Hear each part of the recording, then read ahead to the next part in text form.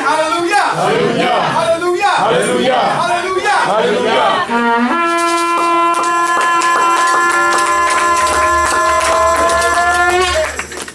Hallelujah. Hallelujah. Shabbat shalom lechem. Shabbat shalom lechem. Give thanks to Yah for allowing us to eat and be filled, and we now bless His holy name in our evening service, which we'll do a little bit differently this time. After of that wondrous works, we'll go right into the psalm service, so you can have a seat after we open up with this song on page 10.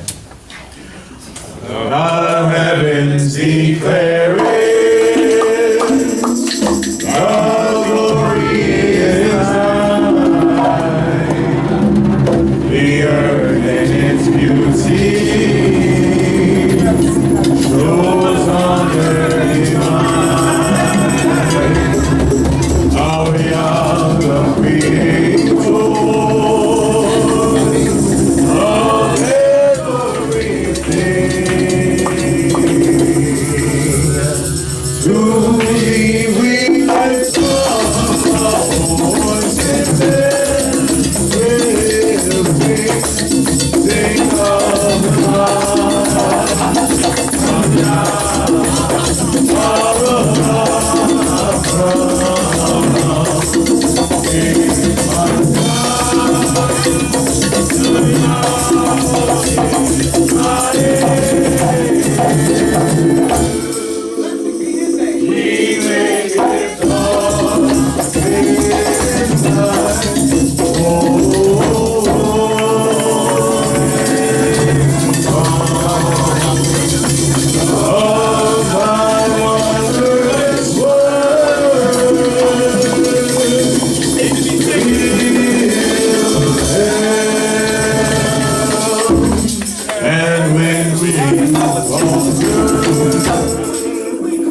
we'll cry unto thee,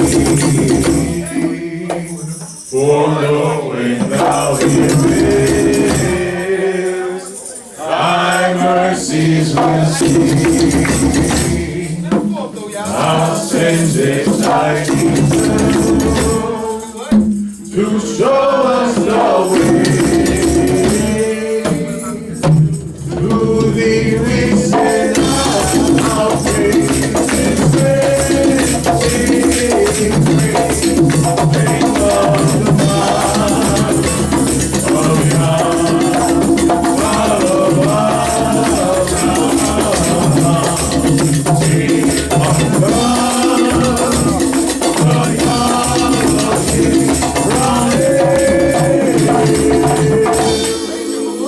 He maketh all this life.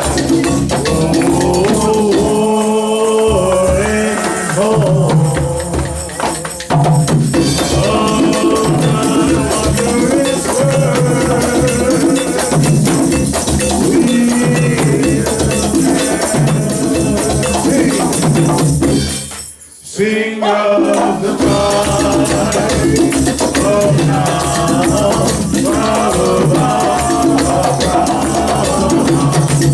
Sing on God,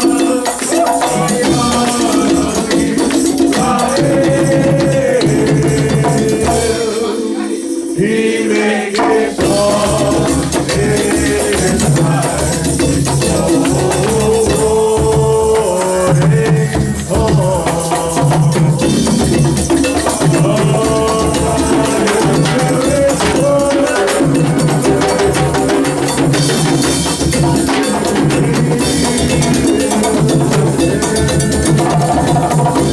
Hallelujah. Please have a seat as we go right into the psalm service. We have a special order of service this afternoon, and so we want to make ample time for it.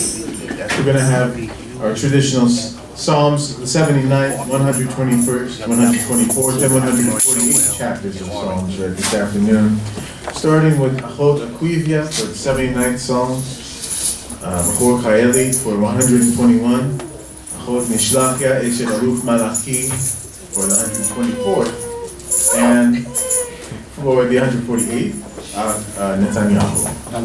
Yep. Right, so let's welcome Achot Akwivia for the 79th Psalm.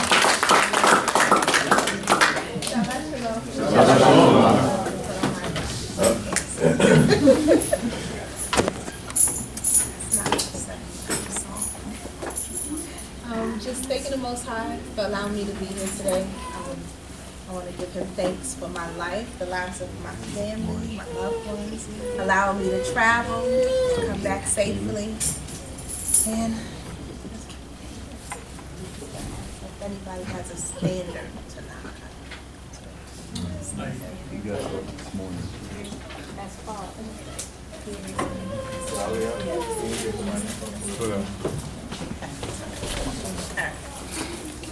79 songs. Oh yeah, the heathen are coming to thine inheritance. They have defiled thy holy temple.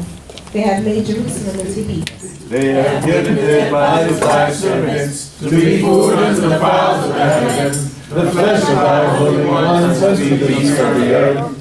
They have shed their blood like water round about Jerusalem, with none to bury them. We all come unto our neighbors, a scorn and derision to them that are round about us. How long, O Yah, wilt thou be angry forever? How long will thy jealousy burn like fire? Pour out thy wrath upon the nations that know thee not, and upon the kingdoms that call not upon thy name. For they have devoured Jacob and laid waste his habitation. Remember thou against us the iniquities of our forefathers. Let thy compassion speedily come to meet us, for we are brought very low. Help us, O Yah, of our salvation, for the sake of the glory of thy name, and deliver us and forgive our sins for thy name's sake.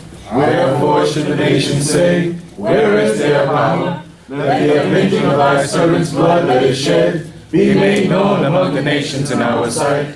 Let the groaning of the prisoner come before thee, according to the greatness of thy power. Set free those that are appointed to death. And render unto our neighbors sevenfold into their bosom their reproach wherewith they have reproached thee, O Yah.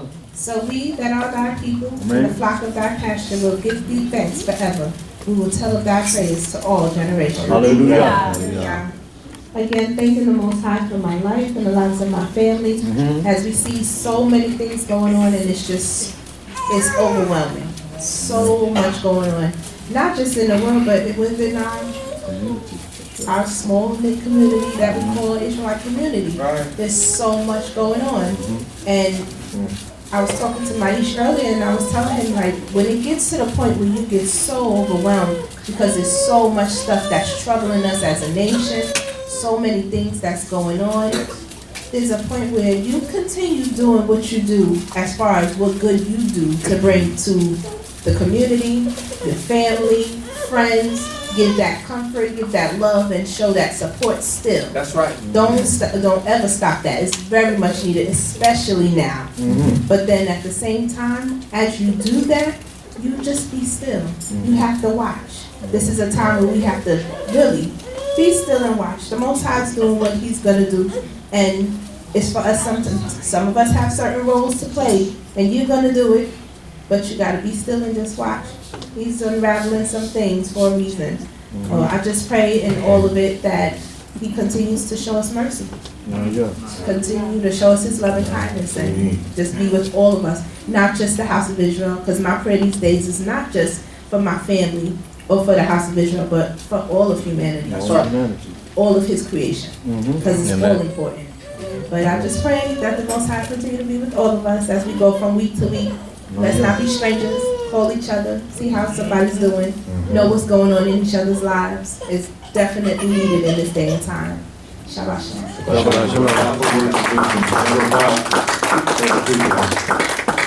And now, for the 121st Psalm, Bachur Kaeli.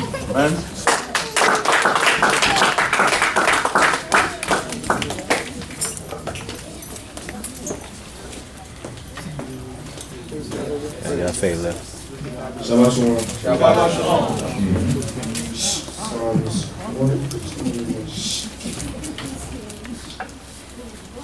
I will lift up mine eyes into the mountains, and where shall my help come?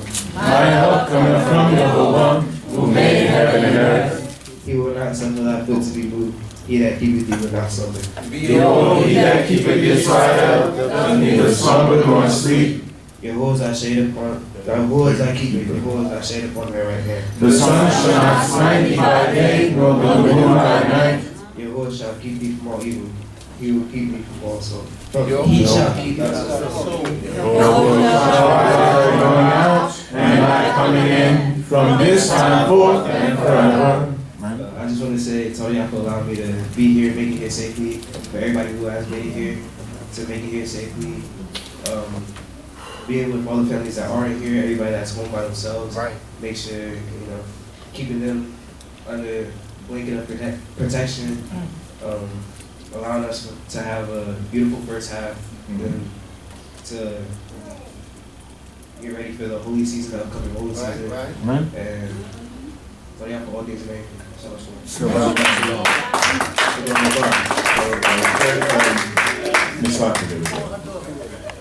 for the 124th song, we'd love to hear from Cody Slakia.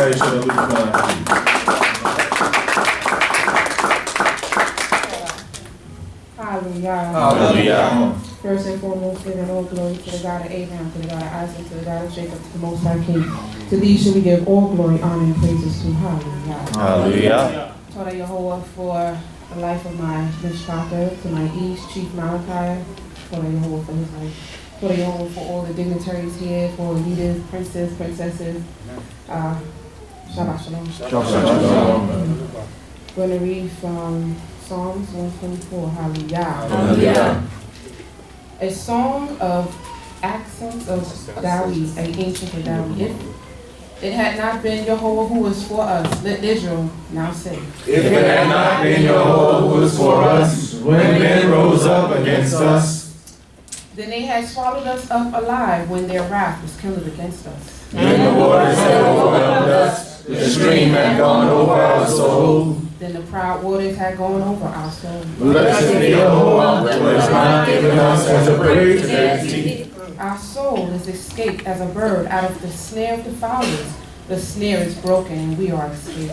Our help is in the name of Yehovah, who made heaven and earth. Hallelujah. Hallelujah. For the Yehovah Most High King again, for all things and everything, for the Yehovah, for my life and everyone's lives who's in this room this day. Most High, may He have mercy on our souls for all our evils and return us back to our holy land in Israel. Hallelujah. Hallelujah. Thank you so much. For the final psalm, 148, Netanyahu. Shabbat Shalom, Nicole. Shabbat Shalom. Stand in front of the camera. I'm behind it, not in front of it. Praise ye Yehovah for the heavens. Praise Him in the heights. Praise Him, all His angels. Praise Him, all His hosts. Praise ye Him, sun and moon. Praise Him, all ye stars of light. Praise Him, ye heavens of heavens, and ye waters that are above the heavens. Let them praise the name of Yehovah, for He commanded and they were created. He has also established them forever and ever. He has made a decree which shall not be transgressed. Praise Yehovah from the earth, ye sea monsters and all deeps. Fire and hail, snow and vapor, stormy winds fulfilling His word. Mountains and all hills, fruitful trees and all cedars. Beasts and all cattle, creeping things and winged fowl. Kings of the earth and all peoples, princes and all judges of the earth. Both young men and maidens, old men and children. Let them praise the name of Yehovah, for His name alone is exalted. His glory is above the earth and heaven. And He has lifted up a horn for His people, a praise for all His holy ones, even for the children of Israel, a people near unto Him. Hallelujah. Todayah for waking us all up this morning, continually granting us life and protection, giving us protection even as we travel, going out and coming back into our homes safely, for keeping us, just protected from all the craziness in this world, be it on the job, in your day-to-day moving about. There's a lot of crazy stuff that happens, but Yah continues to look, oversee and make sure that we continue to get back to our homes and our families and everyone's safe and in good health.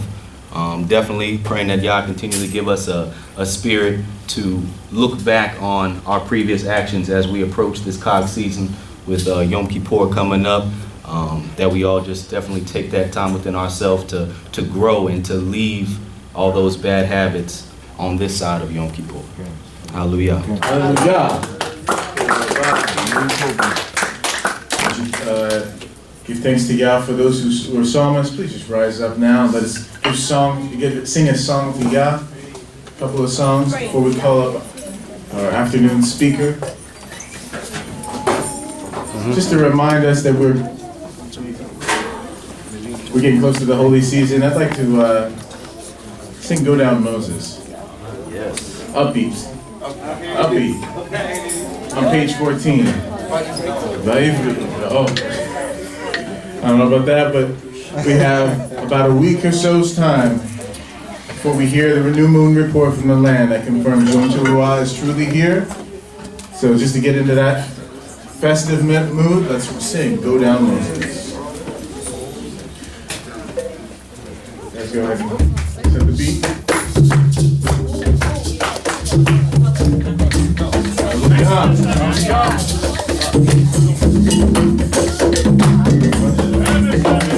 When Israel was in Egypt's land, let my people go.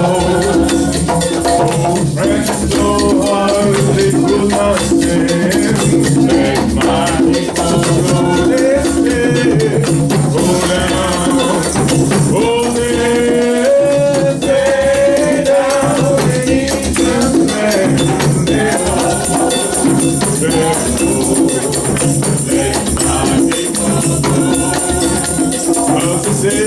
Señor, Moses said, let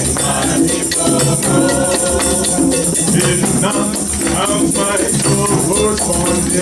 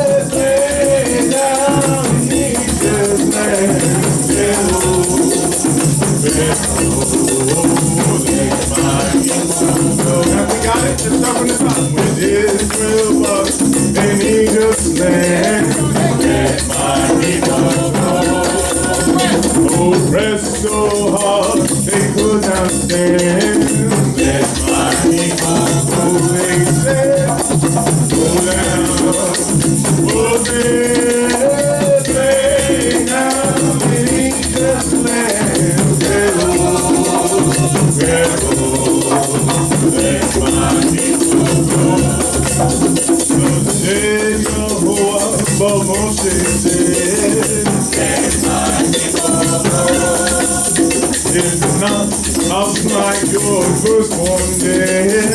Let my people go. Said, go down, Moses, stay down in Egypt's land. Let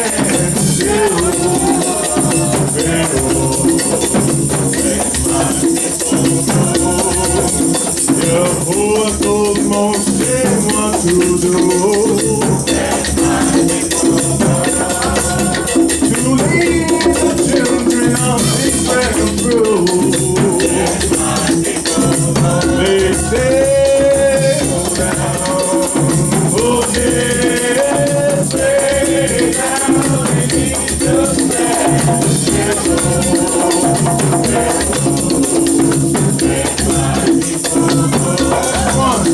When they have reached the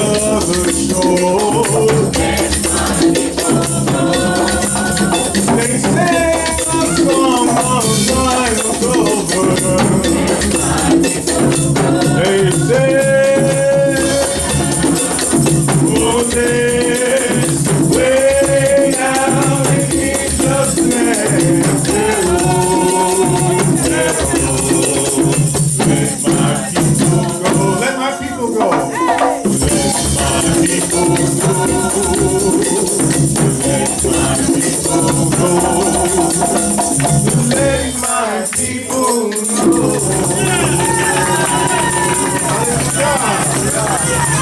I push the limits here, right? Those vocal cords ready. It's going to be Yom Teruah, Day of Praise to Yah. Please pull up More Adonolam. Going to the limit today, huh? Hey, take it to the land. The righteous way. Go ahead. Adon Olam. Shema. B'terem kol yesir nifla. The Lord of the universe, who reigned before any existence existed. And at the time that he was so-called, at the time when everything was made according to his will, Azai Melech Nifshamo Nikra. And then a king was his name called. And after all that is said, alone he will reign. Fearsome. Yes. He was, and he is, and he will be in splendor. And he's the one that has no two. The Hamshilo, to share with, the Hakira, to take partnership with him. Beli Reishi, he has no first. Beli Tafri, he has no ending. And to him belongs strength and government. Who and he is my El, and my Redeemer doth live. The rock of my refuge in the time of trouble. Who Nisi, he's my banner, Umanosli, and my safe place. Nanakosi, the portion of my cup, Bayomekra, on a day that I call him. And into his hand I will commit my spirit. When I go sleep and when I wake up. With Ruhi, and with my Ruach and with my body, Yehovah Yehovah is with me, and I will not be afraid. Let's sing it in our language. Adon Olam, Adon Olam, Adon, Adon Olam, Adon Olam, Adon Olam, Adon, Adon Olam.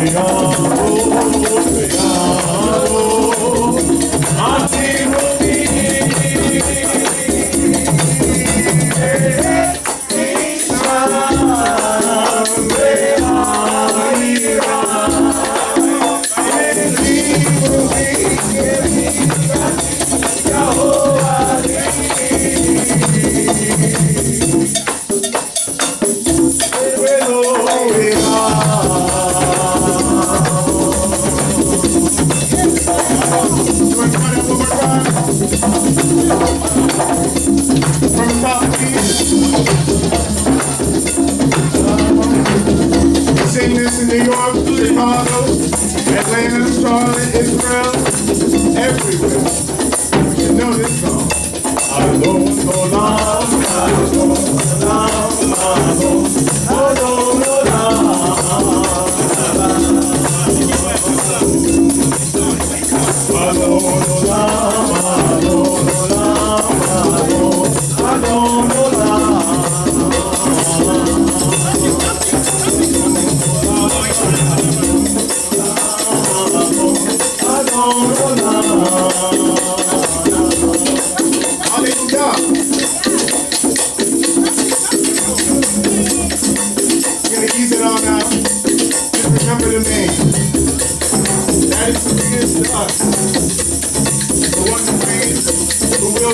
always reign. Blessed be his name, now and forevermore. Hallelujah. Hallelujah. Hallelujah. Hallelujah. Hallelujah. Please stay standing as we welcome our Sar Aharon ben Levi ben Yisrael to lead us with the rest of the Hallelujah.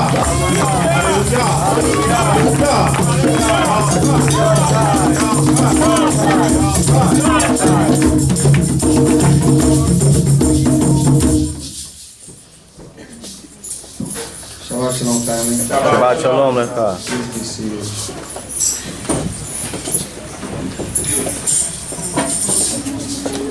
Giving all thanks, honor, and glory to the Creator of heaven and earth. Hallelujah. Thanking Him for my life, for the lives of all of you, your families, for His mercy and for His compassion. How's everybody doing? Awesome. Amen. Wow.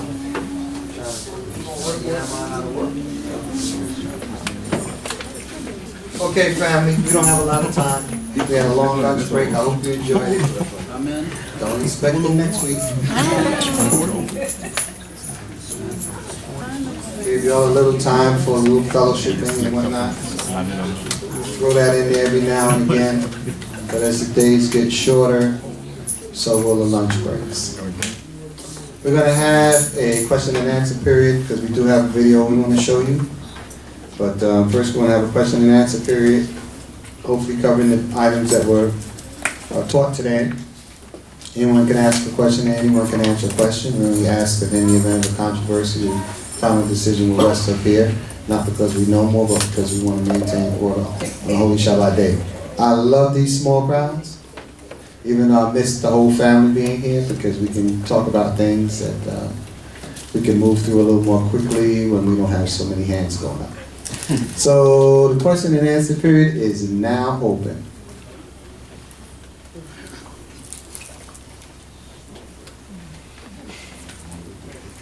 Go ahead, Yamiel.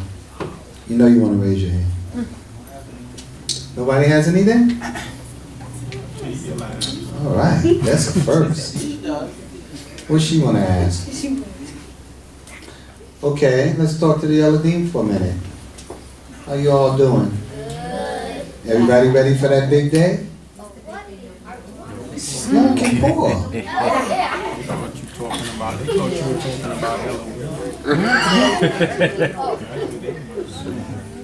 don't want to talk about Yom Kippur?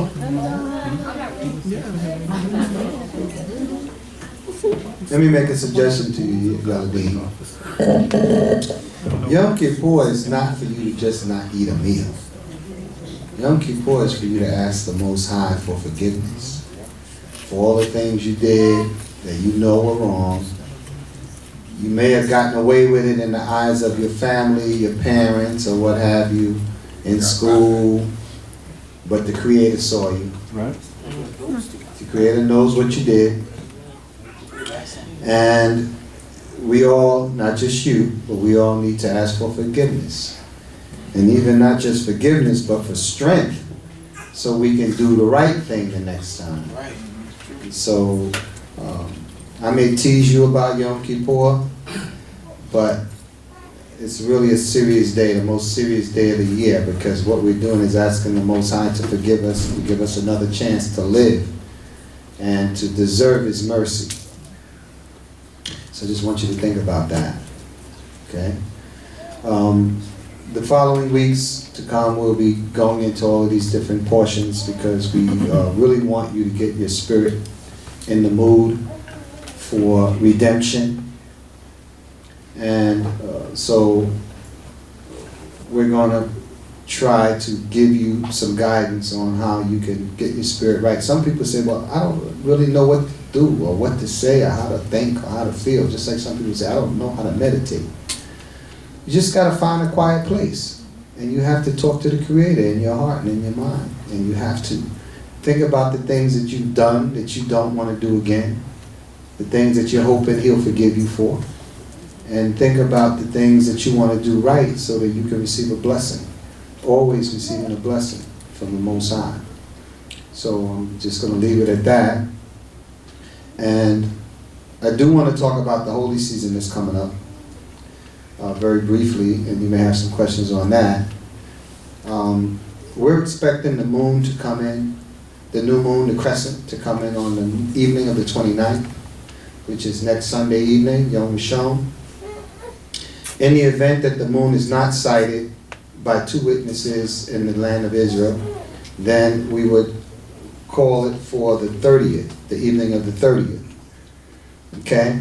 Now, strangely enough, according to the Jewish calendar, they're keeping it on the 29th. And they're supposed to be keeping it on the dark moon. But as it turns out, they're keeping it on the crescent.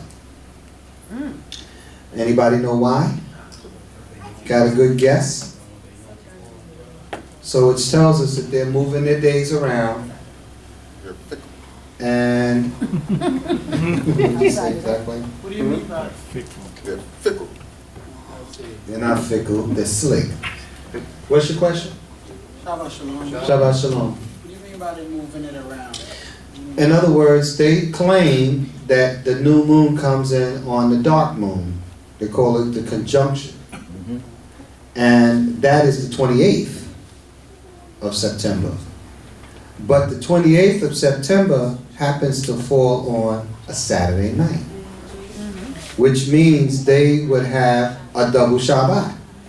And the Jews don't do a double Shabbat following, unless they decide, like they'll have 2 days for certain holidays, holy days. But as far as a holy day coming behind a Shabbat or before Shabbat, they don't do that. Right. So they have what they call the rules of postponement. I've never seen it in the Tanakh. I don't know if anybody else has seen it there. But there's nothing in the Tanakh that says that you can move a holy day to another day so that you don't have a double Shabbat. It's convenient. So it's called the rules of postponement. So we're going to be keeping it on the same day as the Jewish calendar this year. Okay, just want you all to understand that. So let me be clear. If it falls on their dark moon, how are we keeping it on the same day? That means Because they're not keeping it on their normal dark moon. They're keeping it on. They pushed it off a day because they don't want to have it immediately after Shabbat. So they pushed it off a day, and they're going to be keeping it on Sunday night instead of Saturday night. So there'll be a day between the Shabbat and the holy day. Yom Teruah. That's the truth. I mean, you may not, want to believe it, but even if you look it up, they'll tell you that they move it. Because we're not supposed to keep it on the same days as the Jews. We're not supposed to normally keep it because they keep the dark moon, which is okay if you keep the dark moon. But keep the dark moon if you keep the dark moon. Consistency. Yeah, consistency. Okay. Ken, Shabbat Shalom, Ken. Can you tell us any information on where they have those rules of postponement? There's a book out called The book is called the Jewish Book of Why. And what they tell you in the Jewish Book of Why is why the Jews do what they do. It not only covers holy days, it covers some of the other days that they keep. It covers some of their traditions, their superstitions, which they have in there, all of that stuff. They just explains why they do it. There's also another book too called Understanding the Jewish Calendar, am I right? Yeah, the Understanding the Jewish Calendar just talks about how we, and they'll tell you in there also that they move the days and that they it's about convenience. They don't believe that they can prepare for a holy day after a Shabbat and vice versa. So you never see Yom Kippur come after the Shabbat or before the Shabbat. There's certain other days that they won't have on a Wednesday, a Friday, or a Sunday. They just have it all mapped out. So that, which is not Torah. It's just not Torah. And so, Cain, I'll take your hand. I'll see your hand in the back, and we're going to keep it moving. Cain. Shabbat Shalom. Shabbat Shalom. So the reason why we do not follow the dark moon is because what the Most High said in Genesis 1:14, let there be lights in the firmament of the heaven to divide the day from the night, and let them be for signs, for seasons, for days, and for years. So that light, see, he's talking about, can that be considered like the light of the moon? Yeah, the crescent. You can't, no sign is not a sign. Darkness is not a sign. If he put the signs in the heavens, then you have to be able to see the signs. So you won't be able to see it. Now, that's more historical. If you read these books that I just mentioned, it'll explain why they moved it. The Jews moved it after Israel went into captivity because they didn't have the Sanhedrin set up anymore. This was the government body that told Israel when the new moon came out in the holy season, the Sanhedrin. And because that was gone, they decided that they would have a calendar where they could just calculate, predict, and set certain days in motion. And then again, they don't want to have the holy day and the Shabbat to come consecutively. So they just started moving stuff around. And, it's okay if you want to keep the dark moon, but you need your own calendar. You can't follow the Jewish calendar because they're not keeping the dark moon all the time. And they will move those holy days around. Leah in the back had a hand up. You still do? Shabbat Shalom. Okay, so a couple of weeks ago I was in Chester and they threw us for a loop. A curveball. Wasn't that many of us there. We decided to discuss it. Uh-huh. The calendar and how they were right and we were wrong. And then I saw the piece of paper outside, and they're talking about their holy season, and they already had Yom Kippur, and they're almost done. So, without misrepresenting what they're saying, because it was a lot, like I said, it was only like 6 of us there. Mm-hmm. We weren't prepared. Caught us off guard. So, do you have an understanding of why they came to that conclusion? Right. Because they were, literally, they had us for like 3-4 hours. Mm-hmm. And we were like, so. And it was me, Yakariel, Mashiach, Ben Boaz, Prince Yiftach, and Nina. And that was it. Okay. I had a meeting with 2 of their leaders about the calendar, and I understood absolutely nothing that they were explaining to me. Absolutely nothing.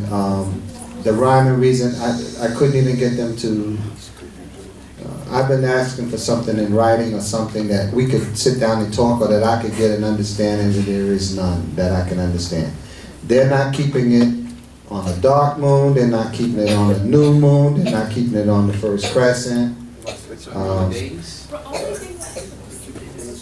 thing that I understood was that they were calculating it off the solstice, because they had some reasoning saying that the beginning of the year had to be where day and night was equal. So for them, the first of the year, where they said the new year was had to have been somewhere in time of March, or something when the days and the nights were equal. And I was like, okay.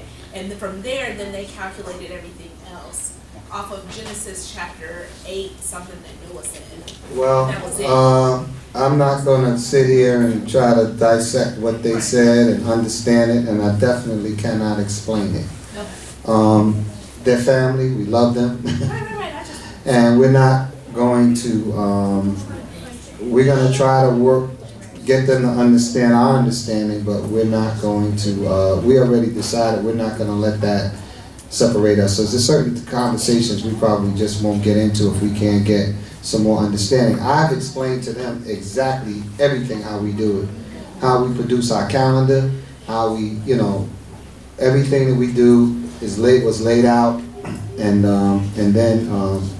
then they explained their side, and I got absolutely no understanding of it.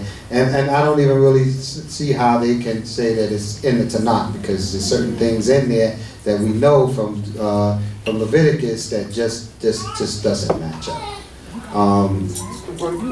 What did they say in Tanakh that is? I'm not getting into it because I don't know. I just told you I didn't understand it. I'm not lying. I don't understand what it is they were saying, and we haven't had a second conversation yet. Hopefully that will happen. He was in the room with me. I'll see what he can get out. Maybe he can explain something. This is Netanyahu. Shabbat shalom. So essentially what they believe in is what's called a Enochian calendar, which goes by a 360-day count, and it adds 1 day every season change. So there is no real attaching it to any witness in the earth, witness in the heavens. It's really just starting at the equinox and then just arbitrarily counting days. It's really that simple. But it's not simple, but it doesn't make sense. Well, he got more out of it than I did. I was very confused, and so we kind of ended it, and we haven't picked back up on that discussion. People might disagree with what we do, and I understand that, and we may disagree with what other people do, but we have the Torah to back us, and we have the research to back us. I'm talking over 20 years of research on the calendar and understanding the cycle of the moon and what have you. It's serious business. And after following the Jewish calendar for so many years, that I've been in this way very close to 40 years, and if I haven't reached 40 yet, around 79, 80, and so we followed that calendar for 20 years, and we started, after getting more information, started realizing that the Jewish calendar, they were moving the days around. They're literally moving the days around. Yeah. And, we have our people who don't agree with us, but they can't deny it. They even know that they're moving the days around. And, my responsibility to you is not to belittle anybody for what they do. It's just for you to understand what you do and why you do it, why we do it. That's important. Because especially if we're doing something different than other people, we have to be able to explain it. And so I want you all to understand how to explain it. If you can't explain it, then, you're just as bad as them. If you don't understand why you do what you do. It's just like being an Israelite and they ask you, well, what do you do? Why aren't you keeping Exodus? Or why aren't you got to be able to explain it. Anything we do in this way that makes us different, we have to be able to explain. And if somebody tells me, it's just like when we came out of Christianity and out of, the dietary traditions that we grew up under. Some of y'all never tasted pork to your knowledge, or intentionally, whatever, because you don't know what you eat in some places you go. But for those of us who ate it knowingly, once you find out, you can't say, oh, well, I'm not changing, and it's poison. You don't need to have an excuse for that. You just know it's wrong and you have to change it. And it's the same thing with the calendar. Once you know it's wrong, you can stick with it, or you can say, let me see if I can find a better way to do it. And trust your own people more than you trust your enemy. And they're not going to, listen, they never told you were an Israelite. You expect them to tell you that they're keeping the days wrong? Right. That's right. See. can't trust everybody. You just can't. So, can't call. Okay, We'll move on. Shabbat Shalom. Just a suggestion or a recommendation perhaps for many of us and even those that are trying to understand the calendar. At some point in the near future, can you or some of your team that works on the calendar can come up with a frequently asked question pamphlet so that people can understand and read these questions and say, okay, these are the answers, and then have your precepts or whatever feedback or whatever not responsive references, Torah about, that people can go to, because that might help too. Instead of waiting for a question and answer period, we'll just have a pamphlet of frequently asked questions, some, FAQs, and that'll help a lot of people. That's just a suggestion. Yeah, we could try to do something like that. That's not hard to do. There's already something out there, but from the Calendar Coalition, but we can kind of copy it off and make it available. Okay. New question, Ken. Shabbat Shalom. Shabbat Shalom. Praises to the Most High. Question is, how can you heal a troubling heart or a hurting heart? Once again, how can you heal a hurting heart or a troubling heart?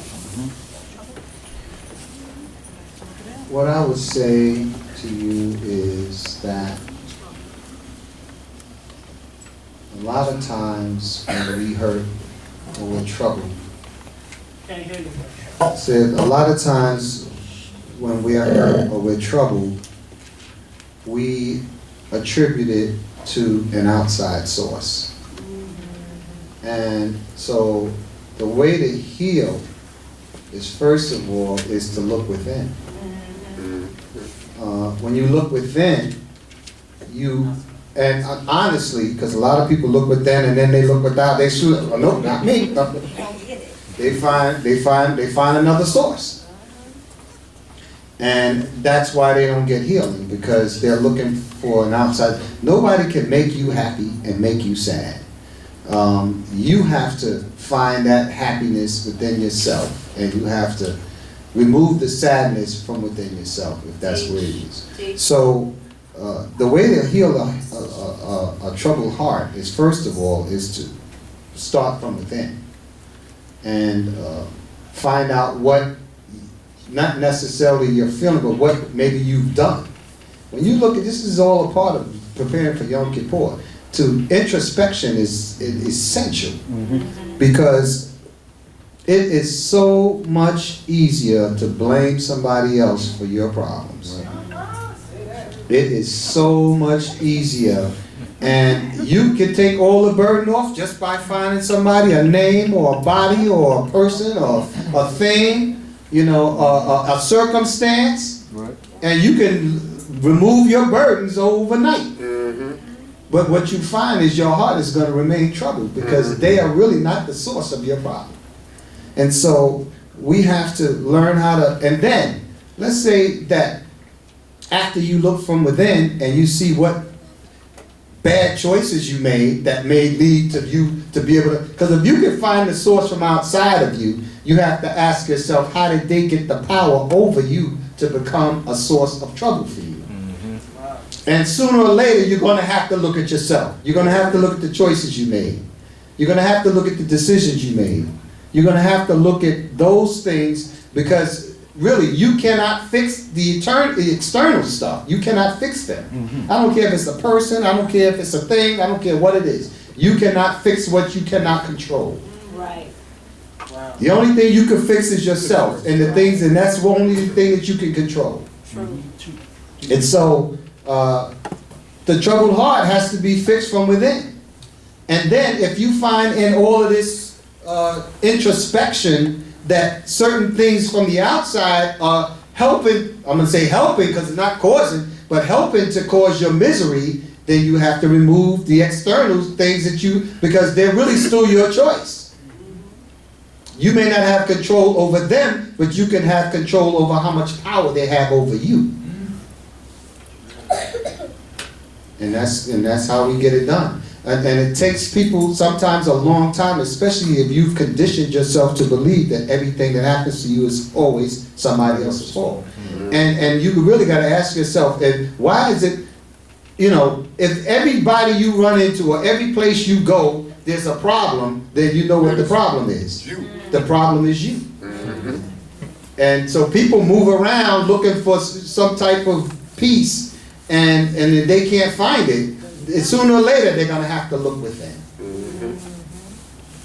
I hope that I answered your question. No, yes, the answer there, you did a great job talking about, but the question is going to continue. Let's say it's not an individual. Let's say it's a situation like a job or not being able to get into school, to the point that it's breaking my spirit down so much that I want to take my own life. Yeah.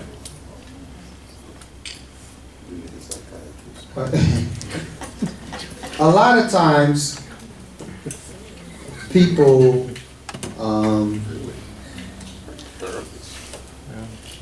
they want to be self-analyzing, and that's a good thing. But at some point in time, people need help. There's nothing better than, because sometimes we just don't want to. We're in denial. Right. We stay in denial, and sometimes when we're in that frame of mind, we cannot. Anybody that's considering suicide, I'm gonna tell you right now, whatever it is, ain't that bad. That's right. And if you could just hold on, you will find a few, if all of it will pass. But you gotta be prepared to let it pass. Some people wanna hold on to the problems. Makes absolutely no sense. Why hold on to a problem to the point where, oh, well, the end of the problem is the end of my life? No. It ain't the end of your problem. That problem's gonna still be here when you're gone. They're gonna help bury you. So, sometimes some of us need counseling. I get counseling. Yeah, I do. I get counseling. I ain't ashamed to say it. I get counseling.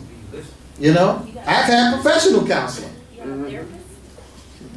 I can give you a name if you need one. This is the thing. Not now, but there was a time. Everybody can go through a time in their life when they need help. Listen, it's just like going to the doctor. What makes it any different from going when you have a pain in your brain or in your head? What's the difference between pain in your spirit? You don't necessarily. There's all kinds of doctors. There's all kinds of counselors. There's all kinds of therapists. They're not all don't have an MD behind their name. It might just be a person who understands you and can help you understand yourself better. But if you want to remain in denial and blame other people for your problems, then you're never going to get better. You're never going to get peace. You're never going to get what it is he asked me for in the first question. It's going to elude you because you are avoiding it. Some people just don't want to hear the truth. Some people just don't want to face the truth. And the truth is just the reality. So, I'm not ashamed to say I sought counseling because I needed it. And it made me a better person. Sometimes you find that you end up counseling the counselor before. Right. But the point is that just talking it out helps. I'm just telling you all, just listen. Mental health is a very serious thing. And don't make it sound like mental health, oh, that means I'm mental. No. Mental health means that you have to keep your mind healthy just like you keep your body healthy. And every now and then, we all need a tune-up. It might just be having a conversation with somebody to get things off your chest. But if you have a serious burden that's just never going away, that's serious. You have to figure out ways to eliminate the stress off your heart and off your brain. You just have to do it, because if not, that's when people start getting suicidal, because they don't want to find ways to fix the problem.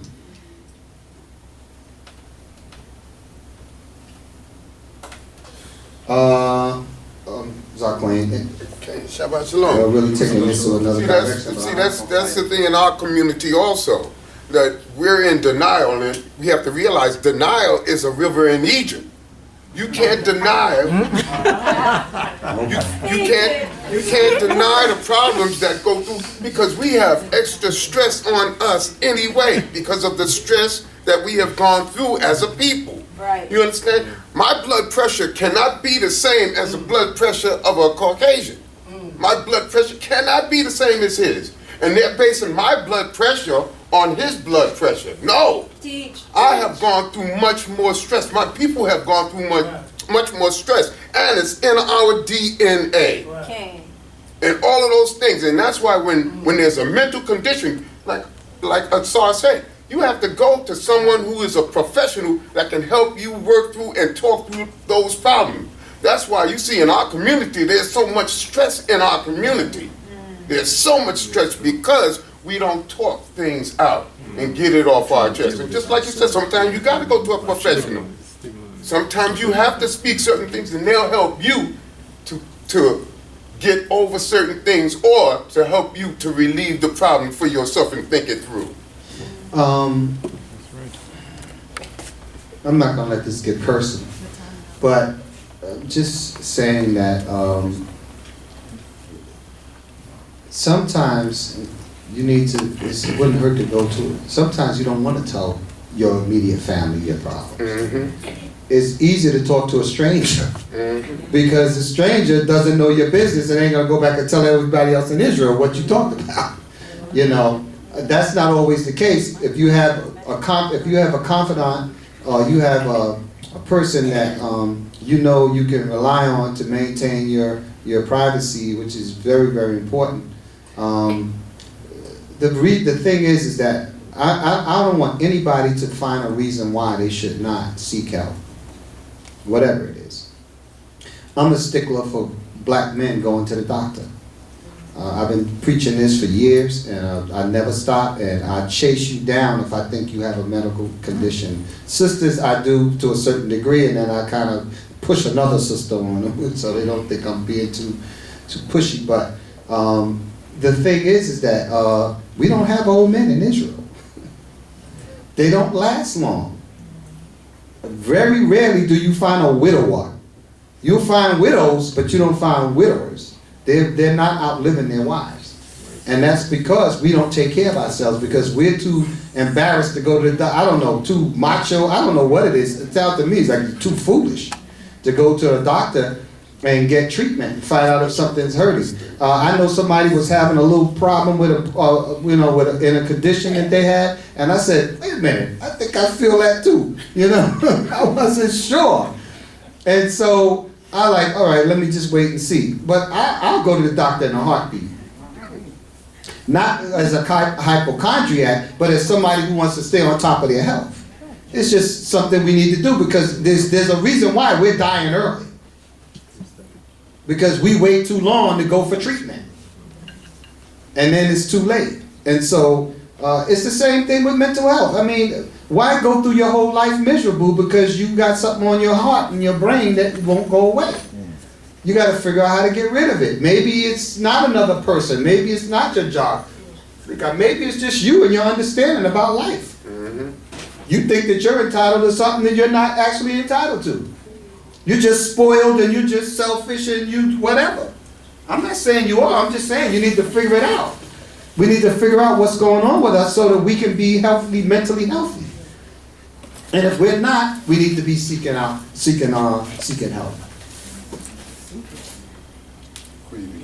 Now everybody gonna go around and say, "Oh, did you know that Saul was seeking a psychiatrist?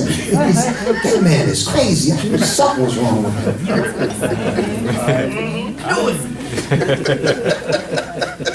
It was years ago. And they cured me. It don't matter. It don't matter. Every now and again, you relapse. Listen, the women shouldn't be laughing because they know they usually the cause of a man going crazy.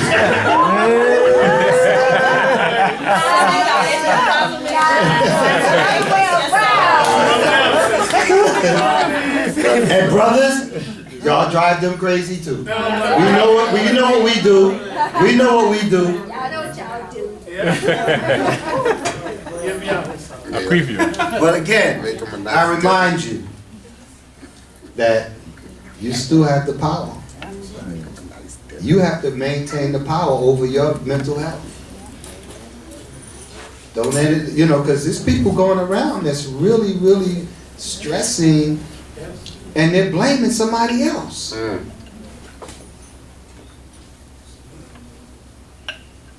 Deep. I see your hand in the back, Nurse Queenie. Nurse, give me out. You were up first. His hand wasn't raised when yours was up before. So, Mike. One, I wanna just Shabbat Shalom. We want to hear you. I can't hear you. Where's Mike Man? Mike Man left. Go substitute, man. Y'all feeding it to train some people. I just wanted to say, for one, this is an awesome conversation to have because, again, the mental health in the Israelite community is a serious thing. That's and right. we've been so conditioned, it's been a taboo that people don't go and get help because they feel like, oh no, everybody's gonna judge me. But it's such a serious thing and it's something that we've been passing on from generation to generation. And it's just getting really out of hand. Yeah. The thing about it is, when SAR's talking about men and women taking care of yourself, that's a part of it. It all goes together, mind, body, and spirit. If you are not taking care of yourself mentally, you will eventually, it's going to eat away at you physically. And it's no joke. I kid you not. I've seen it in all my years of nursing. When you are not mentally stable or when you're not getting help for the things that's bothering your spirit and bothering you mentally, eventually it manifests into something physical. And sure enough, it can take you out. And it will. It just is so serious. And on the second note is, I got some connections. Use me, call me, tell me if you need an appointment. I'm not gonna be all up in your business, but I'll help you at least get on the right path to getting the help that you need. So, put myself out there. Call a sister. Let me know something. Definitely can call me. And I just wanted to add that mental illness can be progressive. So it can start out as stress, and then you start going down what they call a rabbit hole. It's like a place, you just go deeper and deeper, and into because then we ain't talking about depression.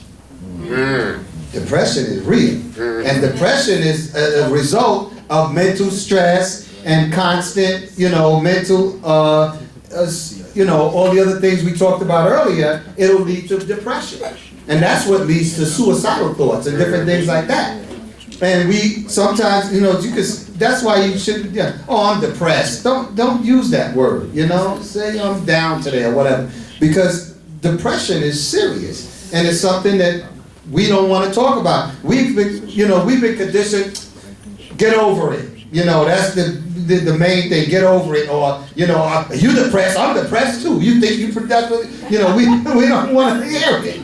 We really are really not trying to understand that the world we live in and the things that we've had to go through and the things we're still going through. And just looking at Deuteronomy 28 today and the video that I'm getting ready to show you will depress you and make you angry. And you have to be able to compartmentalize a lot of this stuff. Because if you don't, you are going to put it all together and it's going to eat at you and it's going to become a part of your spirit. And you have to be able to know. That's why we're so strong, because we've survived so many different things, but we can't kid ourselves. We ain't all that strong all the time. And sometimes we really need to check ourselves, because guess what?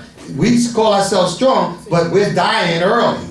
We don't have the same lifespan as the other nations do. That's because all of these things are taking a toll on our bodies and our minds and our spirits, and it's taking us out early. So you look at any chart, he showed it to you earlier, of all of the differences between our lifespan and everybody else's lifespan. That's not just physical. Some of that is the mental stress that we have to endure.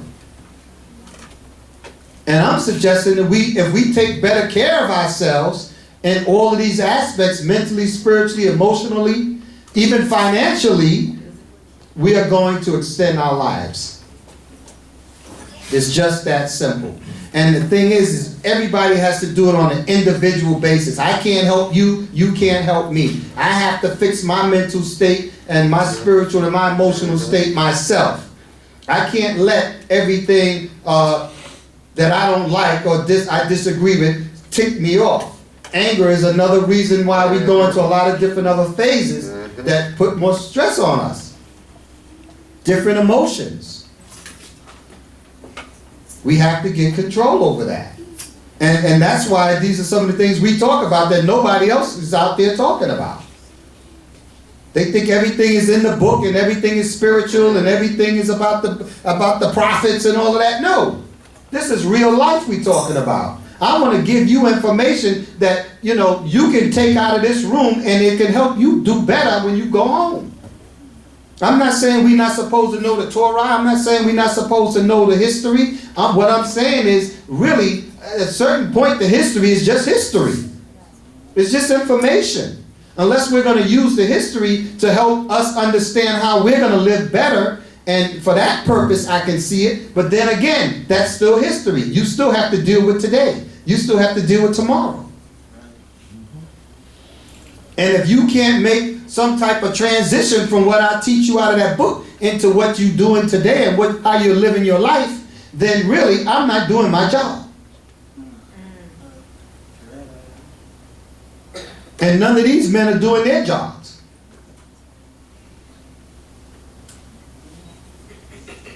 Okay, I want to put the video on. Just real fast, Tavo. And again, thank you for the conversation. One thing I just like to share about healing, it's definitely a process, and we have to be able to respect and follow the process. When you're healing from within, sometimes it takes the individual to change their environment. As everyone has stated, it's very important to change the way that you think and you perceive things. Try not to view everything so negatively and in a way that's going to cause more mental harm to you, then that is a part of the healing process. For me personally, I never sought out professional help, but having a release, whether it's venting, whether it's crying, whether it's talking it through with somebody, that's all things that will help you on this road of recovery. And also, when it comes to like your employment and you may fall short with certain jobs, you just got to continue to work at your craft. You have to continue to work at your skill. And when you don't achieve certain goals, it's not to say that you're not capable of doing it. It just may not be your time for that particular role or whatever the case may be. So I just encourage the people just to continue to push forward. It gets really hard, but if you can understand that you're not just living for yourself, you may have a family, you may have others that's watching how you're doing and how you do things and how you may really be an influence to so many people. Sometimes that helps you come out of that sunken place when you realize the value that you have. So I just hope that we will, understand our worth.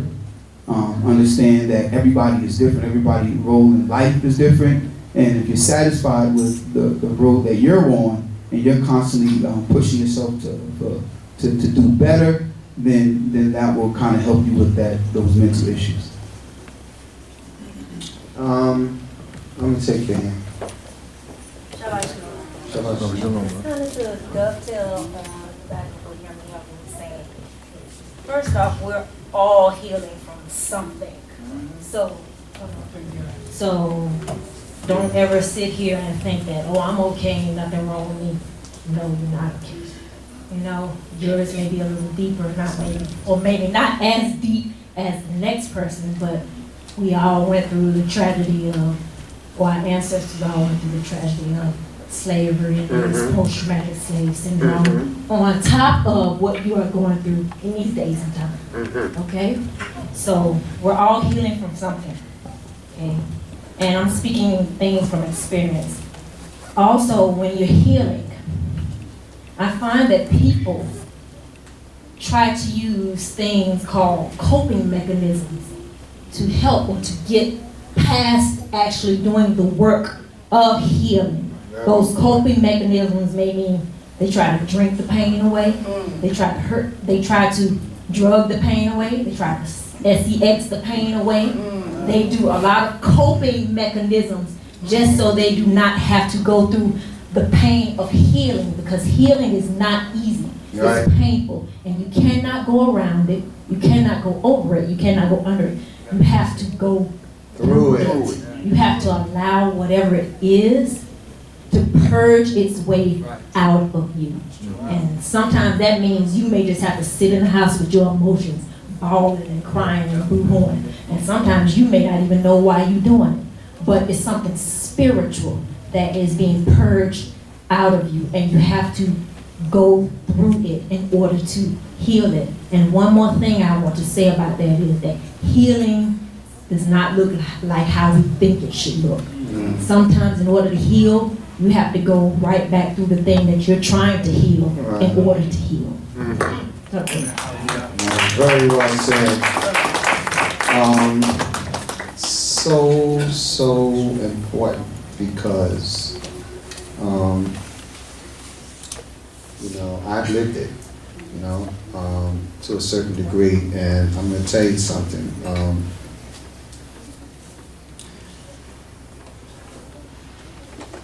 It's like, it's like a woman having a baby, the travail of childbirth. They have shortcuts, but really it's still going to be painful, and you got to go through something. This is much worse than that, really. But what I'm trying to say is, what she said is what I was going to say next. The process is not easy, which is why a lot of times people avoid the process. They know that there's a tunnel, there's what do you call, light at the end of the tunnel, but they don't want to go through the tunnel. They want to shortcut the process. They want to find other ways to try to fix the problem. And even crying is just a short-term solution to your problem. Crying doesn't really fix it. It makes you feel better, but it doesn't fix the problem. And so it's so many things. It's like going to school. You can't cheat your way through class. You have to go to class, you have to take the exams, and you have to pass them. And so when people try to take the shortcut, we're not, I could talk about relationships, I could talk about job experience, I could talk about trials and tribulations. I don't care what the topic is. It's the same thing. You have to, once you figure out what the real problem is, then you can figure out what the solution is. And then you have to go through the process however long it takes. There is no shortcut. You name something, I'll tell you how you could try to get around it, and I'll tell you what you got to do to get through it. Just name something. Because we're always looking for the shortcuts, and the shortcuts do not work. Right. Okay. I just want to say Tavo for everybody's comments. It really helped. It was real beautiful. Just have one more part that I'm really having issues with. A lot of times, people tell us, go and seek the Most High, go and pray. What is this thing called prayer?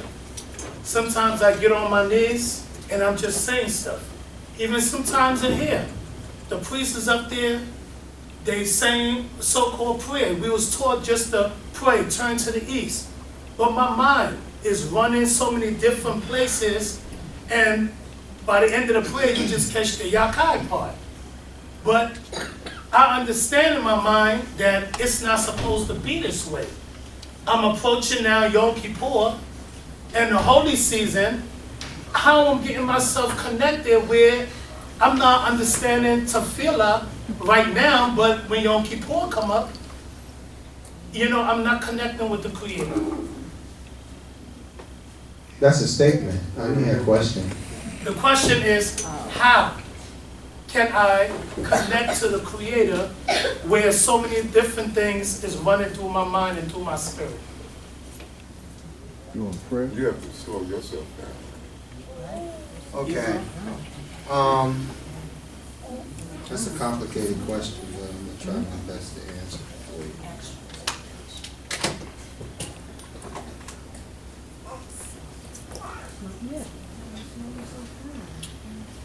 There is this what we're talking about, and we read about it all the time, but I think people don't really internalize it. When we read these portions, that there is a process that we all have to figure out how to go through in order to connect with the Most High. In other words, sometimes we only want to connect when we want something, when we need something, when we are directed to do it. I'll never forget. I told this story before, but I don't know if I told it this deeply.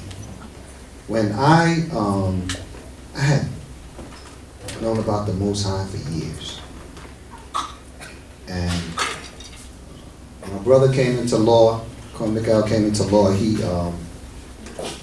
tried to come talk to the family. I mean, he really gave us a talk up. He probably came there. Okay, all right, see you, bye. And they invited us to a Shabbat on 539 Belmont Avenue in Brooklyn. And I'll never forget, Malkiel and I were running buddies. I mean, we hung out big time. He was 7 years older than me, but he was my best friend. And we went in there the same time and the same day. He stayed and I went home on the break. He went into law and I went back out in the streets. And when I say the streets, I wasn't in the streets, my party life or whatever, and I just wasn't down. I wasn't ready yet. It took several years. And all praises to the Most High. I'm giving myself credit for this, but one Yom Kippur, I was about to go to work. And I had done several different, I mean, we were dipping and dabbing, taking the kids to certain events, you know, in the Hashaba or whatever, you know, keeping the holy days, kind of, sort of. And this one day, I lived in Flatbush, and Flatbush was all Jewish. And when a holy day came in, everything, she lived down, y'all will notice, Tehilah's family lived right across the street from me. I've known them since the early 80s. She wasn't even born yet. And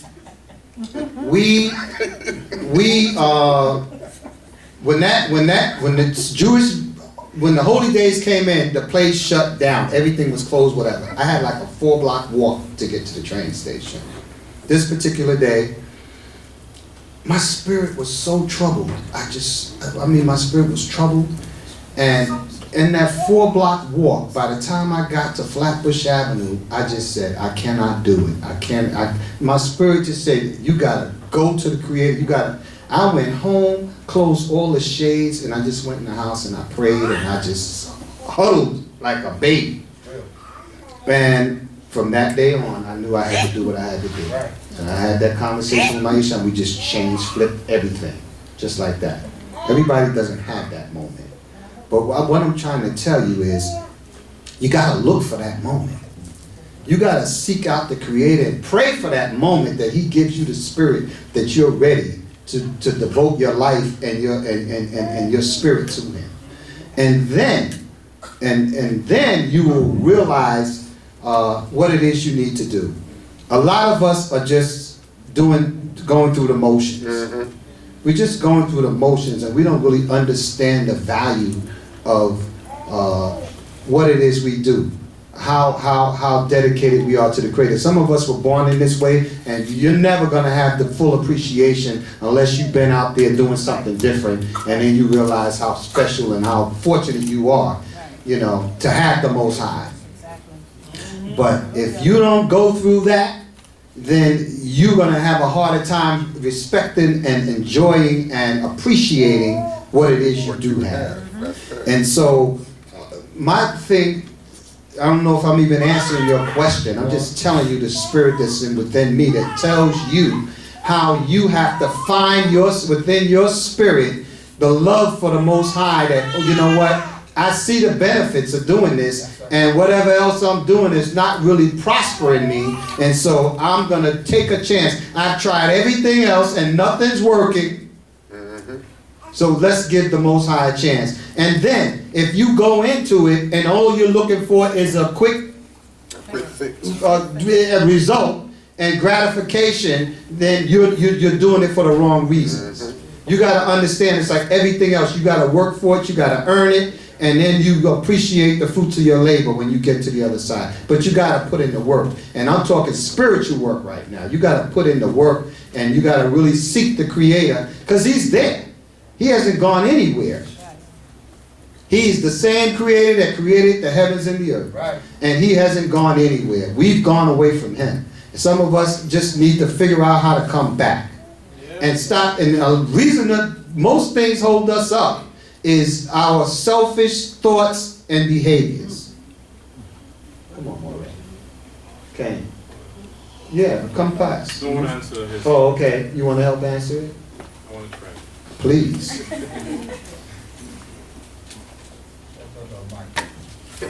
Yeah, Shabbat Shalom Lechem. I'm on the two questions that Nasika Shalom asked. The first one was on like why we pray, and the second one was like why we pray. The second was what? How to connect. Changing of the heart, How to connect. That was the first one. No. It wasn't a Before real I left. question. Before I left, you spoke about How to connect. How to connect. How to connect. With the Creator when you're Okay. praying. When you praying, not In other just- words, not just when a around. person is praying, His mind is let's say gone. you praying, Oh, your mind strays. and your etc. mind strays. Okay. In meditation, of course, as I spoke about a few years ago, what the mind is. The mind is that your brain's ability to connect to the universe's information. So once you do that, it's not going to be one thing. It's like multiple things out there. It's just like you going into a motor car and you're going to one destination, but as you're on the road, you're going to see multiple things. But you know that you're going to that one destination, so that is where you're aiming to go. So when you're praying or meditating, they call this thing the monkey mind, where if you look at a monkey, how a monkey behaves, a monkey is never settled. It's just all over the place. And that's where your thought process goes when you're meditating or praying. But you have to focus on that one Force yourself. You have to focus on that one thing, and that's how you get there. The reason we pray, I think that's one of your sub-questions, was that, why we pray? People wonder why we pray. In the little research I did on that, was that the man, the presenter, was saying is that in creation, all possibilities exist. All possibilities exist. But when you pray, you're reaching into that one that you want. You understand? That's how I understand it. That's a good point. With regard to praying, that I may have not focused on, praying to me is just another form of meditation. Okay. And so it takes concentration. And so, sometimes when people pray in a congregational environment, some people are saying their own prayers. It's kind of hard to avoid hearing the prayer of the person who's got the mic. But sometimes they're not praying for the things that you want to have prayed for at that given time, which is why you have your own time to pray.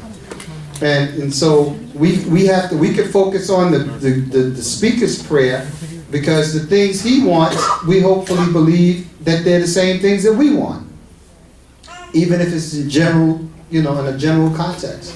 And then at some point, we have to be able to do our own prayer and have our own time to commune with the Creator. Never think that when I drive, I rarely put on my radio. I usually put on my radio when somebody else is in the car. But when I'm in there by myself, I don't need a radio. I have plenty of things to keep me company. Thoughts and ideas and things that I find that radio is a distraction.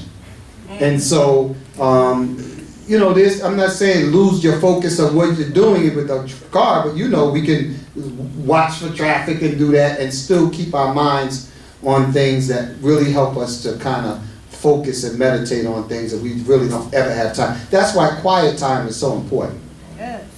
Quiet time is so important, and a lot of people just they can't stand quiet time. They gotta have the TV on to go to sleep. You know, they have to have something, some kind of noise going in order for them to exist. And so you're not giving your brain a chance to commune with the Creator or think about things that you need to be focused on. Because you're looking, those are some of the things that he was talking about earlier. It's a distraction or you know, it's something that's going to take you off your path of trying to get healing. You just got to take the time to do that. I saw, come on here. Okay. Got on the mic. She definitely needs a mic. Substitute mic, guys. The other thing I would suggest, or for anybody that feels like they're going through a lot mentally and your mind is racing and you got a lot of things that you're trying to process, what helps for me sometimes is writing it down. So it can be journaling, where you do it on a regular basis, or sometimes if there's just one specific thing that's, you know, on my mind or is bugging me, it helps to clear some of that clutter by writing that particular thing down and just kind of getting it all on paper. Sometimes you might throw the paper away as long as you've gotten it out of you, but it helps to have a way exactly to It's therapeutic. And right, and put it down in writing, and then that helps to clear up some of that stuff that's floating around in your head. This is true. This is true. I told you I like small crowds. See what we accomplished? Now, we're going to stop here. Hopefully everybody's heart is free and clear. We're going to put on this video. It's a little lengthy now, but we're going to watch it anyway. How long is it, Maureen? Because it may not work. 55 minutes. Oh, that's a little bit too long. Yeah, that's a little too long. They want to go home and see the sundown. Do we have a short one that I gave you a while ago? 15, 20 minutes? Something, maybe a cartoonish kind of looking one? I think I did send you one. That was a while ago, several weeks ago. I'll check. Give me a few. Yeah, let's just see. Beautiful conversation, family. I just want to encourage everyone to be uplifted and to be hopeful and to stop kidding yourself or playing games. Figure out what it is you need to do in order to find healing. Sometimes you have to do the things you don't want to do. Right. So in other words, you got to go through more pain in order to get to healing. Right. You know, sometimes we don't want to deal with the pain, but sometimes, you know, you got to take take one step backward to take 2 steps forward. And you have to be prepared for the journey. You have to sometimes strengthen yourself and prepare yourself, because your peace and your happiness is on the other side. But you're just so afraid to go through that tunnel, that darkness, that you're avoiding your own happiness. Right. I've seen people, you know, stay in marriages for 45 years and 20, 30 years. Well, why did they get divorced? Because they decided to stop being miserable. They just decided to stop being miserable. They only had a little time left, so they thought, and they said, you know what? I want to have me some happiness. You know, you stay on a job too long, you got to get fired before you realize you can make more money somewhere else with a better job. Because you're so afraid of change. Right. These are the types of things that we, as Israelites, have to get over, and we have to figure out how to get to a better place. We really do. What do you see? I see one that's like about 5 minutes. We can do 5 minutes and then y'all can close out. That's fine. Discussion after. Yeah, have a short discussion. That's cool. Lights. Let's Kill the lights. This is Jamal.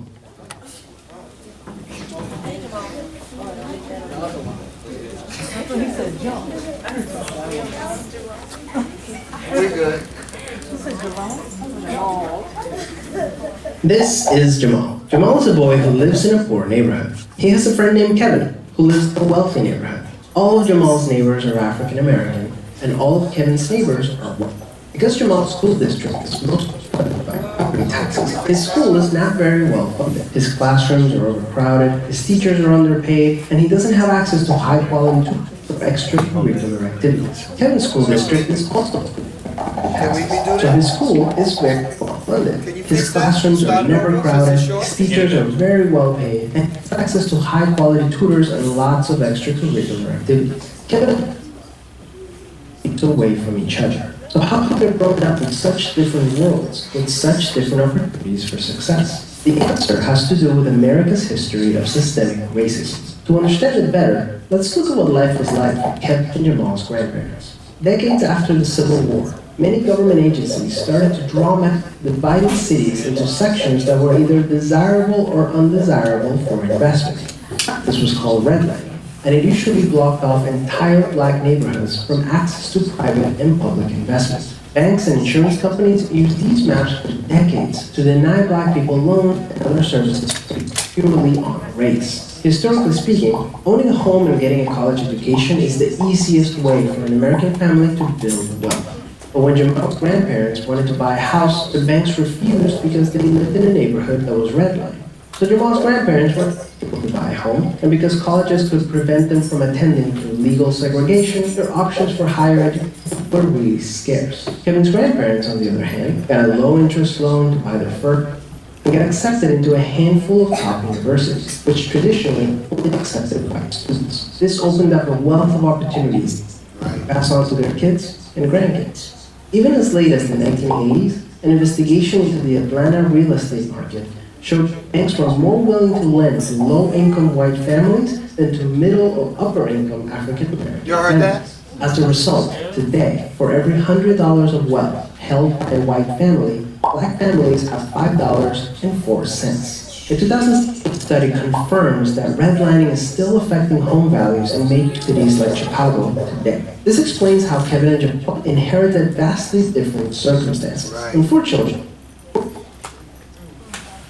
systemic racism is in prejudices in society that people are not aware that they have. Back to Kevin and Jamal. Against all odds, Jamal manages to be the only student from his high school to get accepted into a great university. The same one that Kevin and his high school.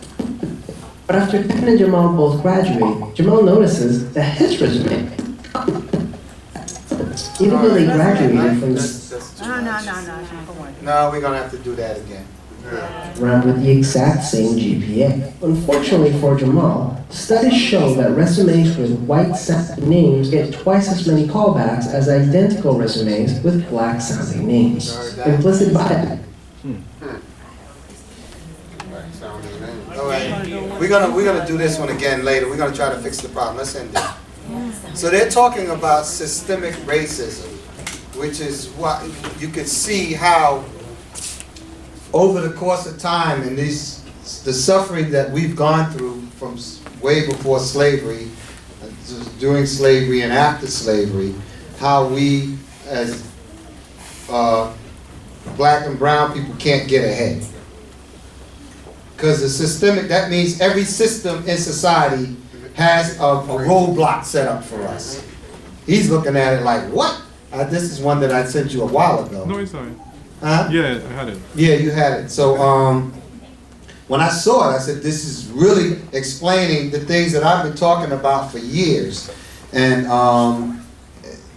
we're really, even when we're trying hard to do that, we still don't have the same opportunities as them. I mean, I see these young families moving into these houses in my neighborhood. I'm like, what? They get the money for that house? Right. You know, but they have wealth. They're coming from wealth because their families, and sometimes the wealth could just start from one house that they sold 30, 40 years later that give the children a chance to start off with 6 figures of inheritance. Let's go, brother. And from there, they just keep moving on, and it's progressive. On the other hand, they stuck us in projects or in apartments so that when we leave, we don't take any wealth out. There's no equity coming along there, you know. And then we can't live in certain neighborhoods that provide a better home that, you know, that's going to have more value over the course of time, you know. When you see regentification, that's them coming in and buying out from us our dumpy houses and then revaluing them for another 6 figures. There's so many things that have gone on in history and continue to happen. This is why we push education so much, because you can reverse that process to some degree, because the racism is still there, but by having your own wealth, you're starting later because you're not inheriting it maybe, but you can start on a higher level, which will, in the future generations, get the benefit. Ken. Shabbat Shalom. I have a couple of things, even talking about that. Number one, with the resumes, it's true. You have a black sounding name. It's very true. I'm in HR, and I had a racist, he was terrible, but we would have like a stack of resumes, and we would see it. It was only me and one other person who was black on the team. But we would have like a stack of resumes, and we were going through to hire a temp, and he saw, you know, Jonquisha or something like that. I mean, it wasn't that bad. He was like, oh, I don't think she's going to be a good fit for our team. But she had a good resume. And so me and the other black girl was like, he had us as his 2 tokens, and that was enough for him. And so I will say that I do resume counseling, and I hate to say it, but I've advised people to use their initials and their last name sometimes when I know that they had more of a African type of sounding name, because unfortunately these are going through resume scrubbers. If your resume makes it through, remember, for every one job they're getting 300 to 400 postings. So if your resume finally does make it through to an actual human being, there's another sorting process, and if they see anything, they can say, oh, well, she wasn't qualified, but she wasn't qualified because we didn't like her name. So that's one thing. I will say, though, that I don't think it's necessarily hopeless. I think that education is definitely key. However, it's education in who you know as well. Because nowadays, it's not what you know, but who you know. So make those connections. Yaakov is always talking about networking and making sure that you know who you're with, and if you know somebody that's in there, you're more likely to get that position. So when you're in college, don't just go to class and go and sit in your dorm, or go to class and go partying. You go to class, you join every single club, even if it's just picking flowers.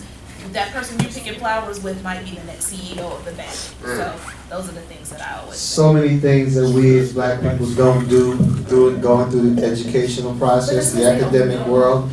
And yeah, they don't know, and that's why I always tell, even the people that we talk to here, I always tell you, when you go on a job, don't ever say, I'm not doing that because that's not my job.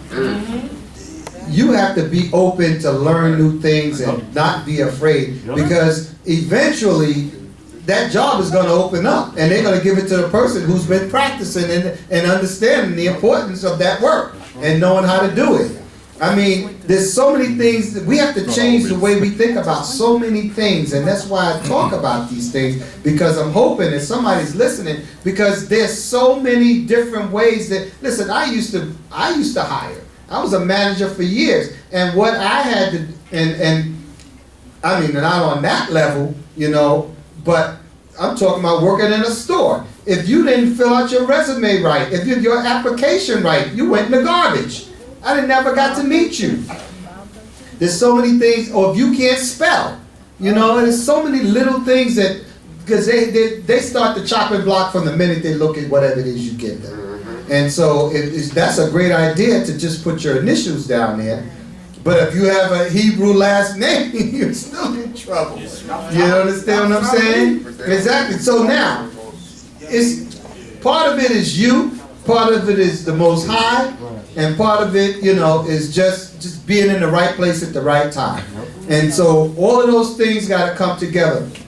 This is why it's so important for us as a people to stay in tune with the Creator, because He can open doors we never even thought about.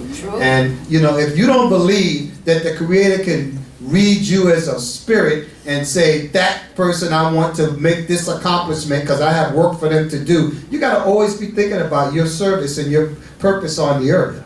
And sometimes the Creator takes you through different things because He has you might be thinking you just want to make you bank, and the Creator has a whole different mission for you. And so you have to be open to these types of thoughts and ideas, because if not, you're going to shut yourself out of a blessing. Come on here. And we're going to start winding down. I know she got a lot to talk about because she works in H. What are you doing now? She's in diversity. Recognition, but I was in diversity and inclusion, so I know all of that. I've seen all of that. Let's get a mic to her. The first thing I want to say, and it just ties into what you said about purpose. If you have the opportunity at your job to be able to mentor people coming up behind you that look like us, do it. Because a lot of times, and somebody said it, we don't know what we don't know. There's so many things that I learned that I didn't learn in school, or maybe I didn't learn from you all, that I had to learn from other people. And so whenever I have the opportunity, we at summer interns or whatever that is, if there's somebody that I can mentor to try to help teach those hidden rules and those unspoken rules to help them, you know, learn things sooner than maybe I learned them. If you have that opportunity to be that mentor, do that. The second thing is a big piece of the way that things happen with the bias, and whether it's conscious or unconscious or whatever, is a lot of times companies or people in the companies, they promote or offer opportunities to other people based on their potential. So a lot of times what happens is people that are, you know, Caucasian or whatever, will get offers, whether it's for the housing, whether it's employment related, based on what somebody thinks that they can do, what their future potential is. For us, we don't always get it based on future potential. They're looking at what we already accomplished. So we're always behind the 8 ball, because they're looking at you and saying, well, you haven't done X, Y, and Z yet, so I don't want to take a chance on you because you haven't shown that particular skill or experience. But somebody else then that look and say, oh, well, that person has the potential to do that, and so they'll get the opportunity that they won't give you, even though y'all both have the same or lack the same experience. So you have to be aware of that and know how to navigate that, try to figure out how to make networks and connect with people that can help you get where you need to go, because that is one of the roadblocks that they're going to put in front of you. That is deep. Don't get discouraged. That is deep. Wow. So wake up call. This is why we need to mentor our children in this room, in this community. We need to be mentoring our daughters. We need to be mentoring, I know I'm mentoring some of the boys and the young men in this community, because I'm trying to give them what they may not get out there, to give them a better start. And I'm just hoping that they will tap into the resources that they have here and see that we can help them to get further ahead. Because if you go into a place, whether it's any kind of job or school or an environment where opportunity exists, you have to know how to get to it, to tap into it, and to put yourself, you can't worry about everybody else, right? You got to worry about how you're going to get there before you can help anybody else. And we're hoping that we can have more of these sessions, because we want our children to excel. We're trying to get them to excel. We may not be able to help the whole Israelite or the black population, but we can help the few that we have access to, so that they can spread it. And the one thing that I learned from my mentor, who was like a mother to me, was that she expected me to take whatever she gave me, and I didn't have to pay it backwards. She wanted me to pay it forward. And she always told me, whatever you do, all the things I'm giving you, give it to other people. And y'all know I've been giving, because I understand what she did for me, and I have nothing else to do to make her proud, could make her prouder than if I were to give it to other people and then they give it to other people, and now that's how we expand this knowledge and this progression and this success. Okay. Just one quick thing, never burn a bridge. I have learned, especially in Charlotte, everybody knows everyone. There's 1 or 2 degrees of separation. So even if you get fired from a job and you just feel some type of way, don't cuss nobody out. Don't cuss nobody out, right? Any of it. Always maintain connections with someone, because I mean, I passively look for jobs, and I promise you, with every single job, I can find someone in there that I know, or I have a friend that knows them. So that's one of my biggest things, is to never, ever, ever burn a bridge, ever. Never, ever, ever burn a bridge.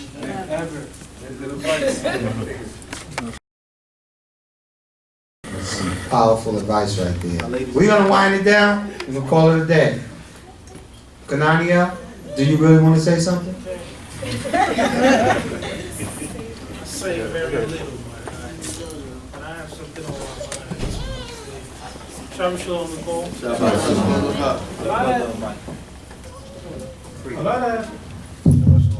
shalom again. I hear a lot of talk, and this conversation is nice as far as us working for people. I keep hearing that, oh, you go there, set up this resume. We should now and also teach to create employment. We go to university, it's not only for us to do a resume and go and work for someone else. It should teach us to create jobs, so then we won't have to look for these people. We see the system is totally against us. So we should create more innovators and push them to create employment, collaborate with other Israelites to come up with ideas and needs within Israel and provide those services, so we don't have to go out and do these resumes and do all this and work for a system that's totally against us. That's a great point, and I totally agree with you. Only thing that I would add and say is that we have to, sometimes you gotta go through the system in order to be able to get the experience and the know-how, because I'm gonna tell you, part of our problem as a people is we don't know how to keep a business going. In a lot of cases, we haven't gotten the proper training, and we're not classified in the same esteem as others. And I'm not saying, so sometimes you gotta go through the system to learn what you need to learn in order to do what you said. And I totally agree with you. We need to have our own economy, and we need to have our own, our own companies and things of that nature. But in a lot of cases, we gotta start out working through the society that we live in, because we are captives. And once we get that knowledge, then now we can definitely take it out. I remember when I was lived in the hood. And, just something as simple as this.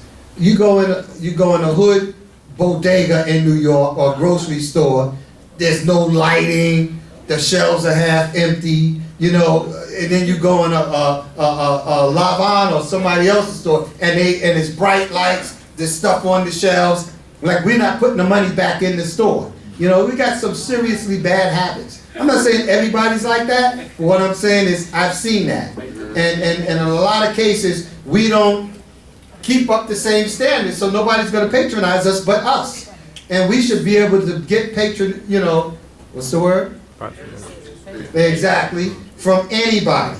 And so we have to learn how to keep a high standard and then maintain it when we go out on our own. That's the only thing I would say about that. But I do agree with you. And I have my own business. Other people in here have their own businesses. But again, we have to know how to run it in the right way so that we're not limited to just waiting on Israel to walk in there to buy something. Because you're not going to survive waiting for Israel, because they don't want to pay full price, and they're always looking for some type of credit. The hookup. No, that's the problem. That's the stigma that we've created for ourselves. And so that makes me a little leery. But I try to patronize black businesses. I mean, my insurance, my if I could get a mechanic or somebody that services my house, anything like that, I want to see an Israelite come in there because I know that's keeping the money in the family, in the community. But you got to have your stuff together. I don't want you coming here and then I done paid you and you don't show back up because I paid you, you know, and now all of a sudden I don't see you no more. Right. We don't do that. I've had that happen to me. We got to know how to do the right thing. All right? Listen, I'm just telling you, if you want to open up your own business, though, you know what not to do. Okay? But we definitely need to be taking care of it. We got people in here that got their own. Raise your hand if you're doing your own thing. All right? Hello. We got that going on already. You know, so we just need to, you know, know how to do it right. That's crucial. All right? Or you just going to be living paycheck to paycheck, just like as if you was working for somebody. You know, you got to have your insurance. You got to pay your taxes. That's where we go wrong. A lot of we set up these businesses and then we want to try to cheat the government. I ain't saying that you can't get away with a little something. But listen, pay those taxes. Pay that Social Security tax. Pay the state tax. People collecting the tax and then they keeping the tax. Come on. You know, these people I've seen almost go bankrupt because they don't want they get their bank accounts frozen and all that. The government don't play. The government don't play. The government don't play. Y'all need to take them seriously. They're about to get theirs. Okay? So let's get it together, Israel. Is that it? No. Okay, uh-oh.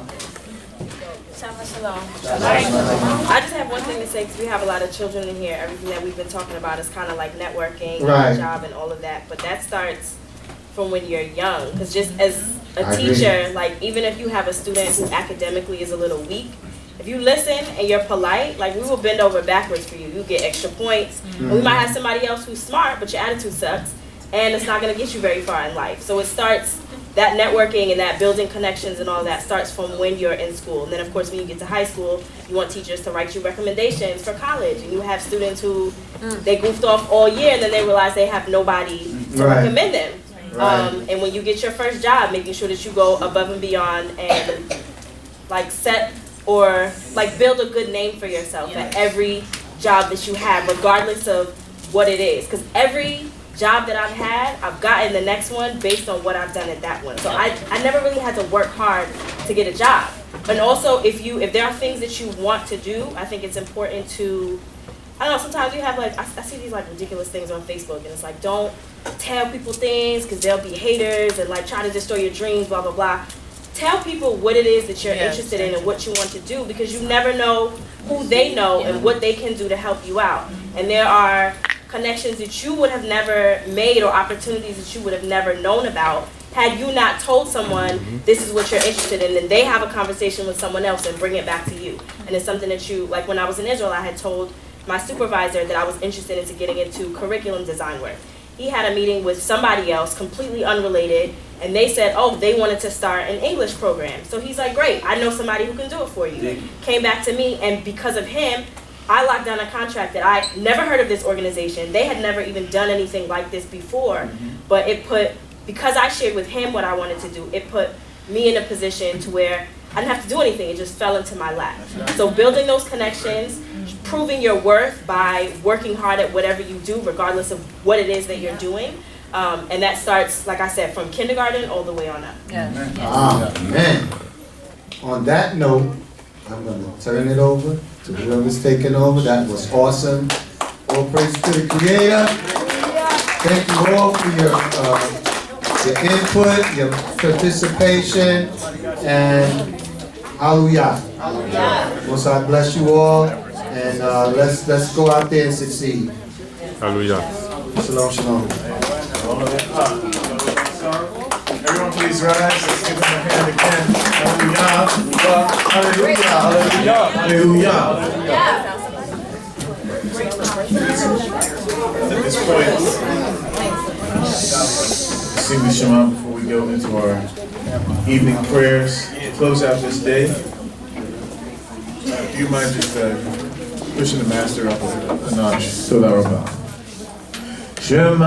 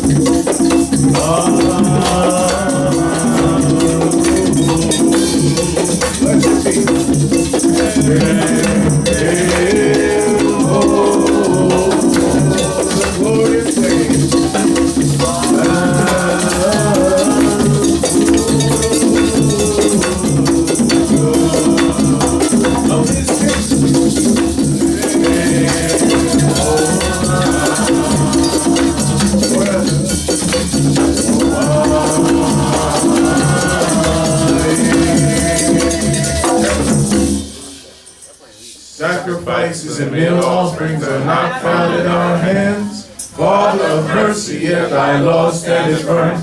Accept the words of our lips and the murmuring of our hearts. Receive our prayers in mercy and favor. Grant us joy and gladness. Comfort thy people. Jehovah answer thee in the day of trouble. The name of the power of Israel set thee up on high. Draw us not away, Yahweh, with the wicked. For our delight is in thy word. Let thy word heal us and cause us to prosper. Cause thy wisdom to benefit Israel. Let the visions of the righteous be our lot. Yea, even the dreams of thy redeemed God will fortune. Draw us with cords of love and let our borders be true. Since thy commandments my spirit. All praises unto thee, O Yah. We have thought of thy loving kindness. We rejoice in the house of Yah. Come, behold the works of Yah, and rejoice in the same. For he has rescued his people Israel. He has called forth the dispersed of Yaakov. He caused the rising to stand where calamity was. For such is our power forever and ever. He will not hide his forth eternally. Sing his praise aloud. Amen. Shema. Shema. Israel.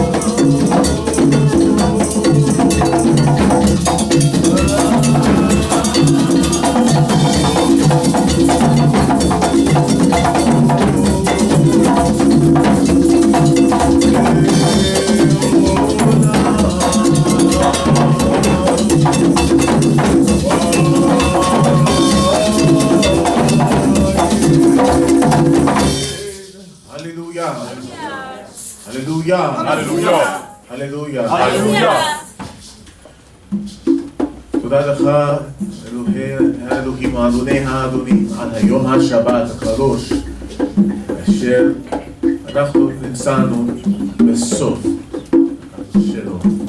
אנא אלוהים, לקבל את כל תפילותינו, ורתירותינו, קריאת בתורתך הקדושה, נביאיך הנאמנים, ודברי התהילים המקודשים.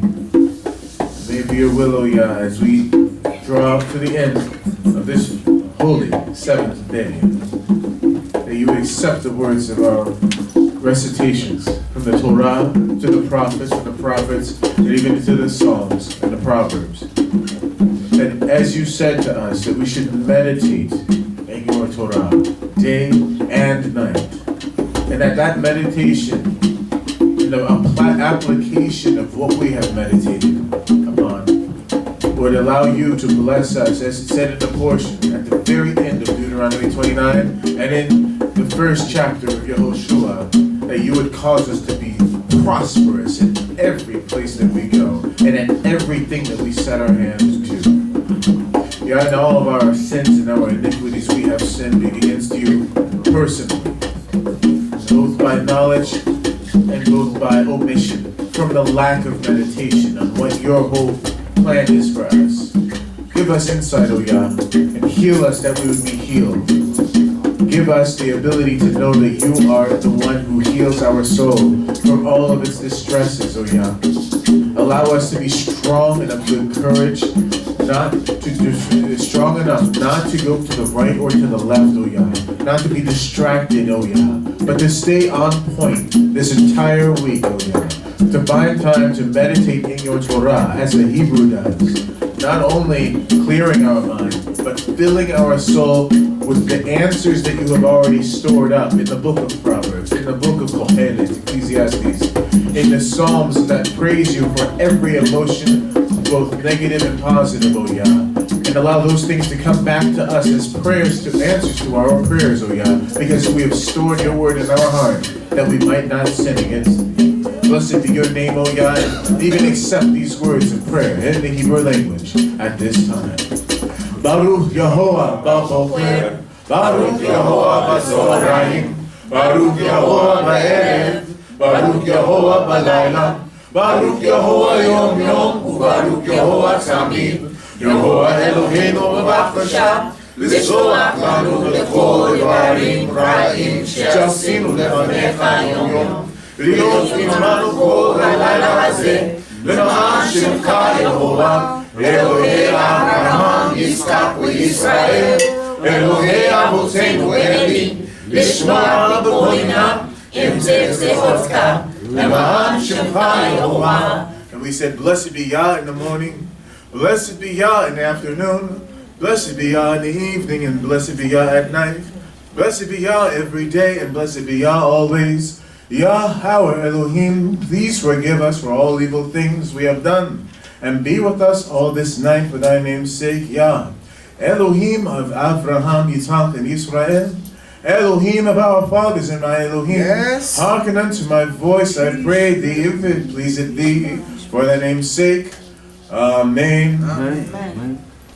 Hallelujah. Hallelujah. Hallelujah. Hallelujah. Hallelujah. Hallelujah. Yochai. Yochai. Yochai. Yochai. Yochai. Let us sing the Shema. O Shema Yisrael, Yahovah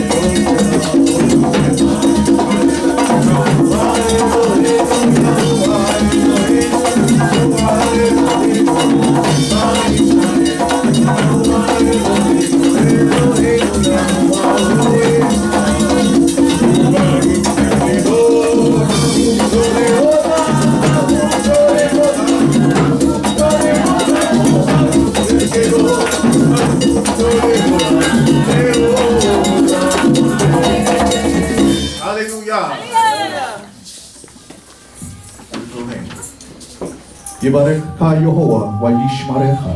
כן יהי רצון. Ya'ir Yehovah panayo alecha vechunecha. כן יהי רצון. Yisa Yehovah panayo alecha vayasem lecha shalom. כן יהי רצון. Yehovah bless thee and keep thee. יהוה. Yehovah cause his face to shine upon thee and be gracious unto thee. Yehovah lift up his countenance upon thee and give thee peace. Hallelujah. תודה רבה. מיד בתהילים, פרק 150, Psalm chapter 150.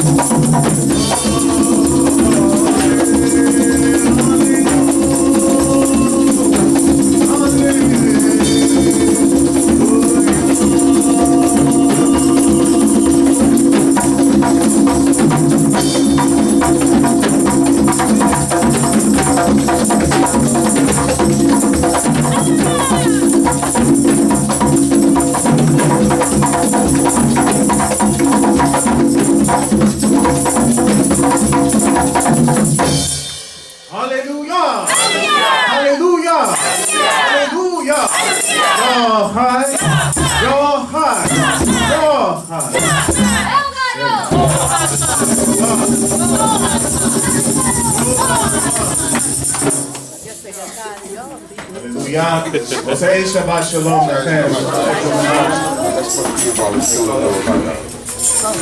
Okay. I'm outside.